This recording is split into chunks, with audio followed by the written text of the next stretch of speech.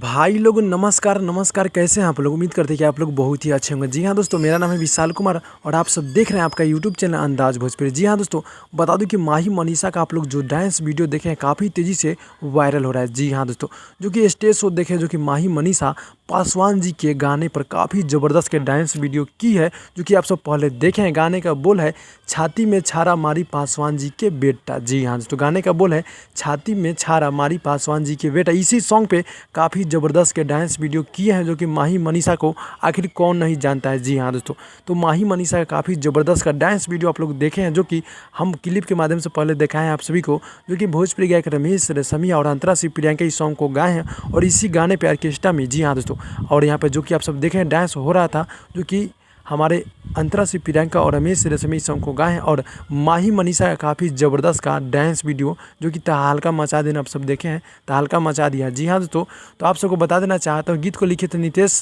नादान व कवि उपेंद्र चमन सिंह जी का म्यूजिक है, काफ़ी बवाल के म्यूजिक दिए हैं। और जो कि आप लोग पहले देखे हैं डांस वीडियो, कैसा लगा है कमेंट बॉक्स में आप लोग कमेंट कीजिएगा। जी हाँ दोस्तों, बता दूं कि हमारे भोजपुरी गायक रमेश रेशमिया जी हमेशा तहलका मचाते ही रहते हैं और बहुत ही जल्द उनका एक से बढ़कर एक सॉन्ग आने वाला है।